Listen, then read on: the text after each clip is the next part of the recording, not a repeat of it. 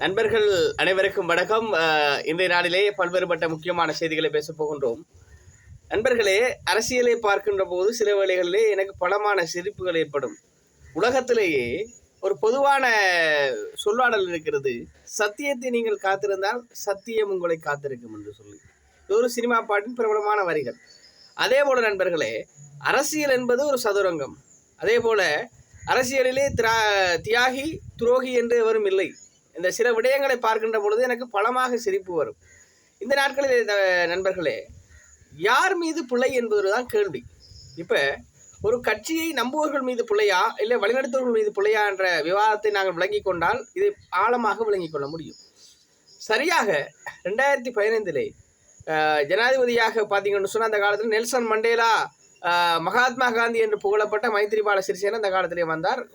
பல்கலைக்கழகங்களிலே ஆதரவு தளம், இலங்கை முழுவதும் ஆதரவு தளம். ஒரு நெல்சன் மண்டேலா என்ற பத்திரிகை விளம்பரத்தில் நெல்சன் மண்டேலா மகாத்மா காந்திக்கு அடுத்ததாக மைத்திரிபால சிறிசேன போடப்பட்டார். அப்படியான ஒரு காலத்திலே ஒரு சமாதானத்தின் வெள்ளைப்புறாவாக ஆட்சிக்கு வந்தவர் அந்த காலத்திலே ஜனாதிபதி மைத்திரிபால சிறிசேன.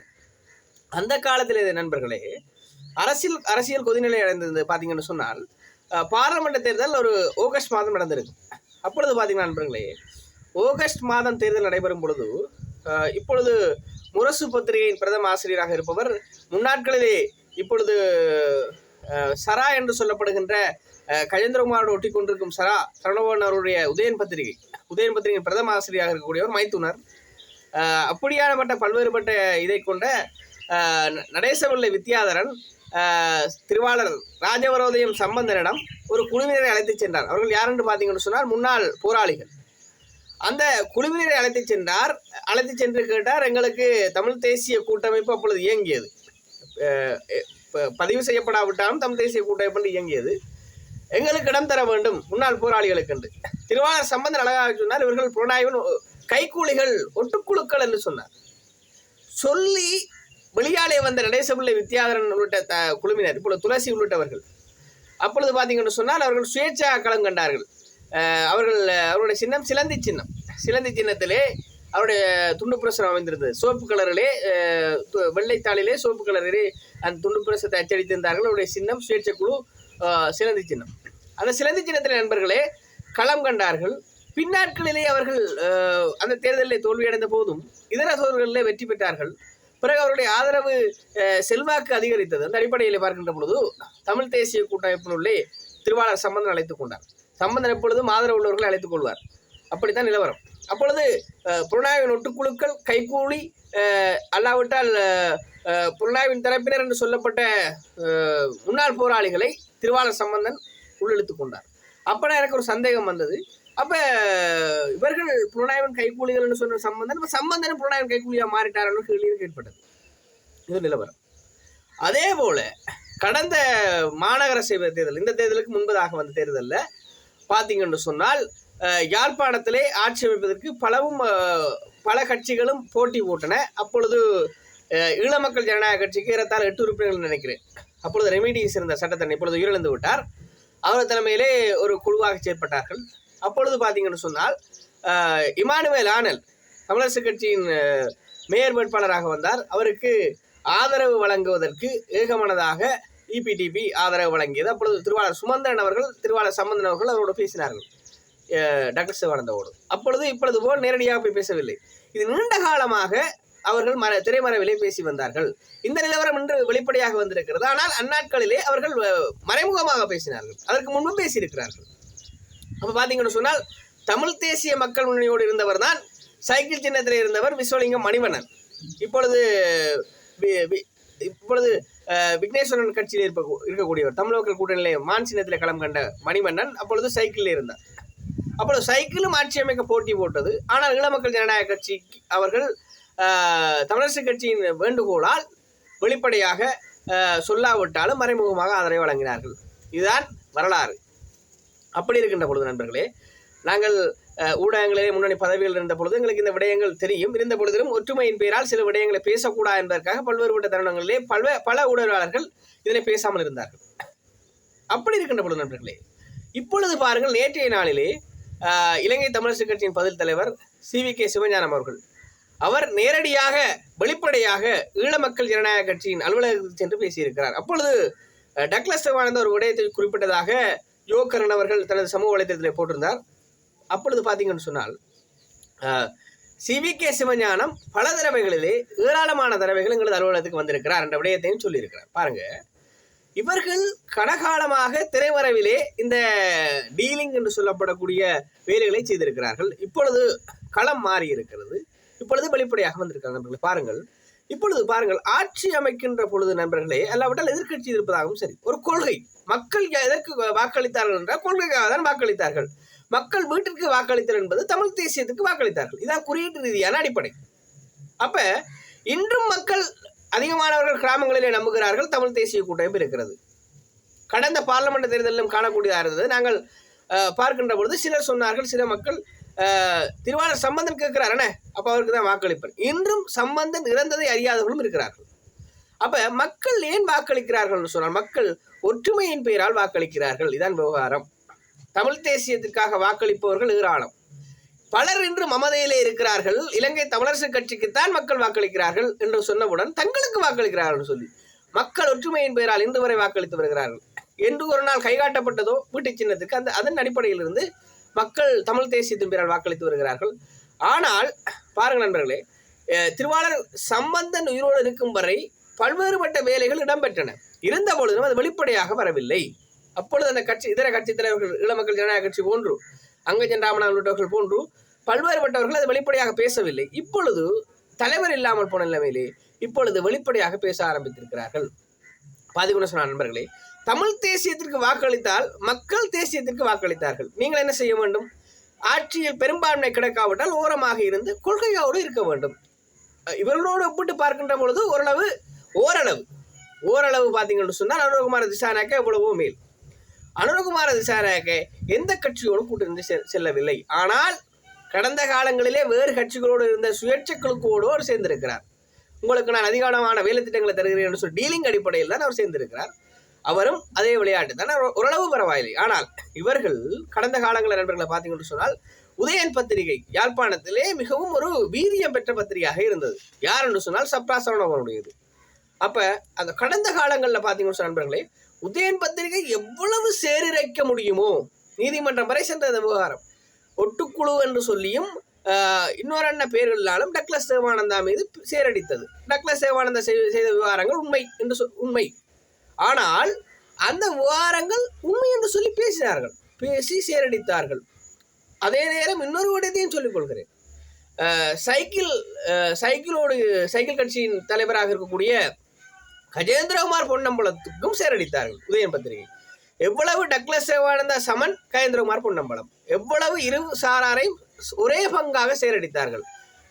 சரணவனுடைய பத்திரிகை இலங்கை தமிழரசு கட்சி தான் ஒரு தூய கட்சி என்று சொல்லி கடந்த காலங்களிலே மக்களுக்கு அதிகமாக விளம்பரம் கொடுத்தது. பார்த்தீங்கன்னு சொன்னால் உதயன் பத்திரிகை மக்கள் அதிகமாக கொள்வனவு செய்கிற அடிப்படையிலே ஊடக விஸ்தீரணம் என்று சொல்ற ஊடக பாசையிலே சரவணபவன் அவ்வளவு முக்கியத்துவம் கொடுத்தார். இரவிரவாக சம்பந்தனின் பேச்சை கேட்டு இரவிரவாக கேட்டு விடிய செய்தி போடுவார்கள். விடிய பத்திரிகையில் வரும். பெருமளவும் ஒரு ஒற்றைப்படியான பத்திரிகைகளை செய்தார்கள் தமிழரசு கட்சி. ஆனால் அப்பொழுது யாரும் அதனை கேள்வி கேட்கவில்லை.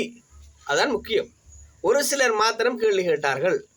அவர்களில் ஒருவர் தினமுரசு பத்திரிகையின் ஆசிரியராக இருந்த அமீன் என்று சொல்லப்படக்கூடிய சிவகுமார் உண்மையிலேயே இபிடிபி கட்சியை சார்ந்தவராக இருந்த பொழுதும் அவர் கொழும்பிலே நல்ல ஒரு நம்பிக்கையை கொண்டிருந்தவர் என்று சொன்னால் அவர் பரந்தவட்ட தளங்களோடு பயணித்தவர். கட்சியின் விசுவாசியாக இல்லாமல் பரந்தவட்ட தளத்திலே பயணித்தவர். அதிகமாக விமர்சன பார்வையோடு எல்லாம் இருந்தவர். அவர் அதனை விமர்சித்தார்.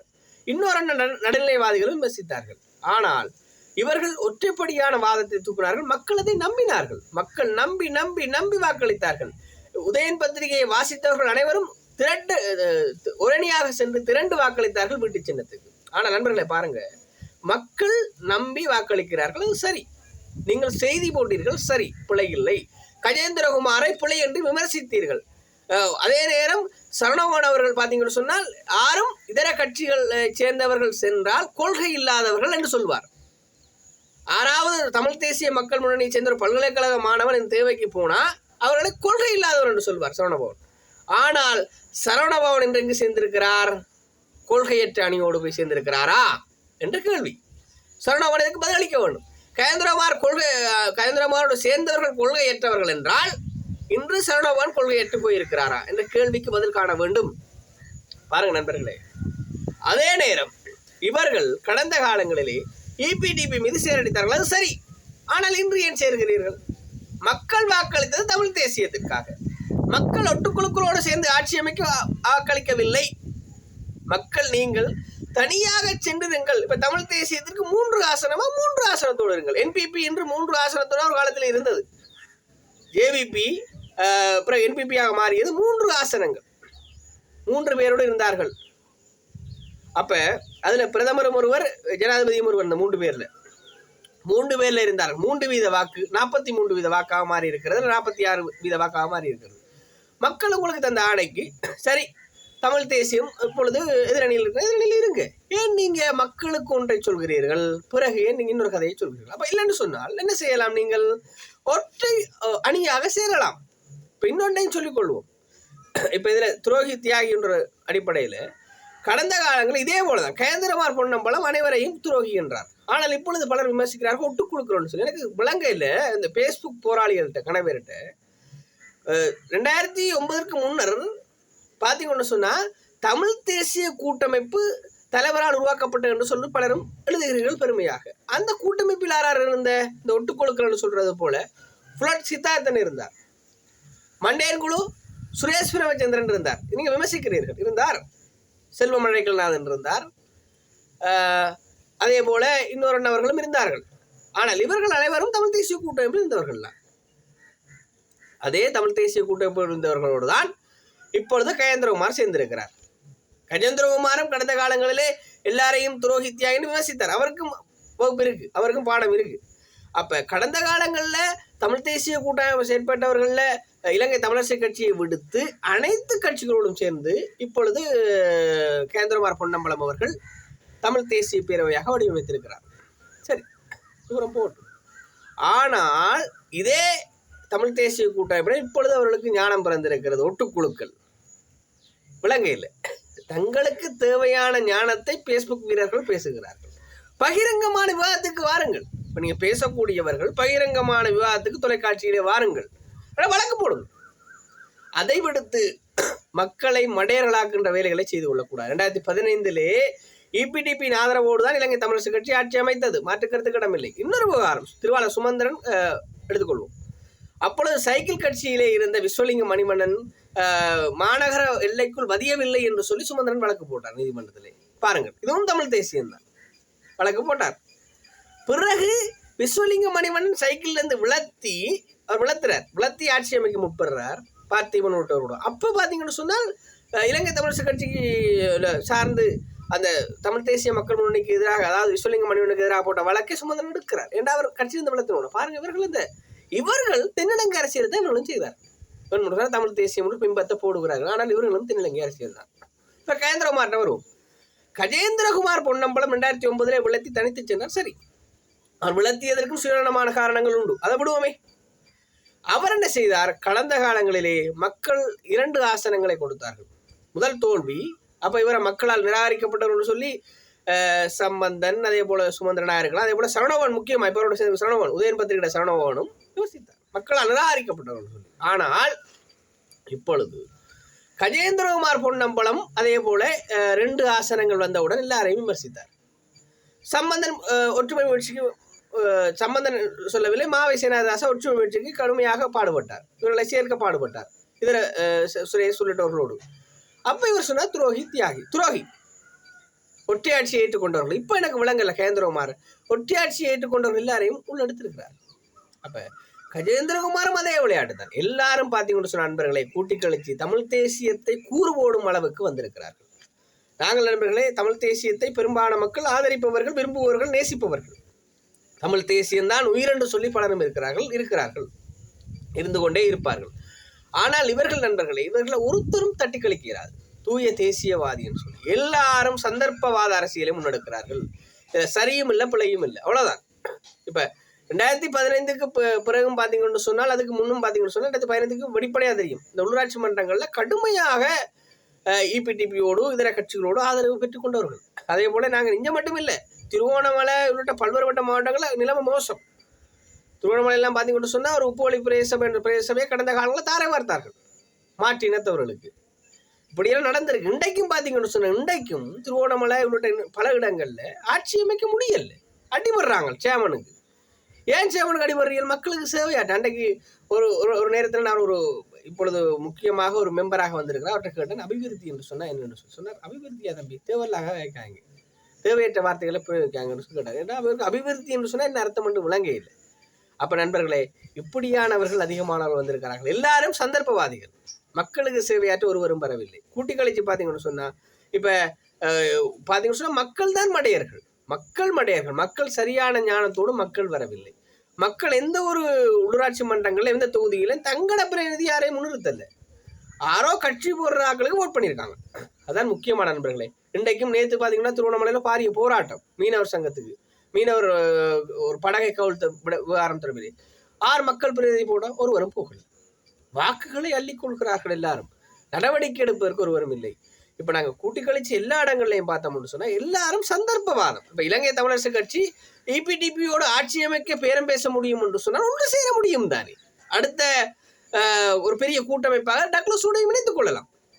டக்ளஸும் பார்த்தீங்கன்னு சொன்னால் நேற்று ஒரு தமிழ் தேசியவாதியாக மாறியிருக்கார். சிவகுமாரன் நினைவு, அதாவது சிவகுமாரன் நினைவு தினத்துக்கு அவர் செஞ்சிருக்கார், விளங்குதானே. சிவகுமாரன் நினைவு தினத்துக்கு போய் அவர் அஞ்சலி செலுத்தியிருக்கிறார். அப்போ பார்த்தீங்கன்னு சொன்னால் இப்படி நண்பர்களை கூட்டி கழிச்சு பார்க்கக்குள்ள எல்லாரும் ஒரே குட்டையில் மட்டைகளாக இருக்கிறார்கள். ஊடக பலத்தை கொண்டு உதயன் சரவணபவன் கடந்த காலங்களிலே இலங்கை தமிழரசு கட்சிக்கு அதிகமாக வாளி அடித்தவர். தனது ஒரு பாராளுமன்ற பதவிக்காக மக்களை முட்டாள்களாக்கியவர். தமிழரசு கட்சி சாராதவர்களை கொள்கையற்றவர்கள் என்று விமர்சித்தவர். இன்றைக்கு அவரும் கொள்கையற்றவர்களாக போயிருக்கார். நண்பர்களே பாருங்க, கூட்டி கழிச்சு பார்க்கல எல்லாரும் மக்களையும் மடையர்களாக்குகிறார்கள். நண்பர்களே, இதுல கவனமாக மக்கள் தான் இருக்க வேண்டும். இப்ப தேசியம், தமிழ் தேசியம் எல்லாம் முடிஞ்சு கதை. ஏனென்றால் இப்ப நாங்க சரியோ புள்ளியோ கொள்கை வழி போறோம்னா தான் நண்பர்களே. எந்த கொள்கை தமிழ் தேசியம்னா நான் தமிழ் தேசியத்துல போகணும், சரியோ புள்ளையோ அதுக்கு கொள்கை. இப்ப உதாரணமாக இப்ப இதே வேலையை தான் சஜித்தும் செஞ்சிருக்கார். சஜித் பாத்தீங்கன்னு சொன்னா யூஎன்பிக்கு எதிராக தான் கட்சி துவங்கினார். இப்ப யூஎன்பியோட போய் நிற்கிறார். அப்ப நண்பர்களே பாத்தீங்கன்னு சொன்னா இதுதான் நிலவரம் இன்றைக்கு. அப்ப மக்கள் எதிர்காலங்களில் விழித்துக் கொள்ளவன். அதே போல சிலர் கட்சிகள் எல்லாம் புள்ளையன்னு சொல்லி சுயேட்சையும் போட வருவாங்க. சுயேட்சை போட்டு வென்றிருக்காங்க. சுயேட்சை போட்டு வென்றுட்டு அதே வேலையைத்தான் கடவேர் சில பேர் சீட்டையும் பித்திருக்காங்க சத்தம் போடாமல். சுயேட்சை போட்டு வெண்டாக்கள் சத்தம் போடாமல் கடந்த காலங்களில் பெரமுனோட கட்சியை சேர்ந்தவர்களுக்கு வித்திருக்காங்க. இன்றைக்கு சுயேட்சையில் உண்டு. சுயேட்சையில் கேட்கறது சத்தம் போடாமல் செங்கலாக்களுடைய எதிராக்களோட பேரை போட்டுட்டு காசை வண்டி போட்டு சீட் வந்தோடனே விற்கிறது, போனஸ் வந்தோடனே. இதுவும் இருக்கு நண்பர்களே. மக்கள் வெளிப்படையாவிட்டால் கஷ்டம், அவ்வளோதான். எல்லா விவகாரத்தையும் நான் உங்களுக்கு சொல்லியிருக்கிறேன், கடந்த காலங்கள் என்ன எப்படி நடந்ததுன்னு சொல்லி. இதை விட ஏராளமான விவகாரங்கள் இருக்கிறது. நாங்கள் எதிர்வரும் காணொலியில் அதையும் பகிர்ந்து கொள்வோம். என்ன நண்பர்களே, வெளிப்படையாக இருந்து கொள்ளுங்கள், விழிப்பாக இருந்து கொள்ளுங்கள். மக்கள் மட்டும்தான் பாவம்.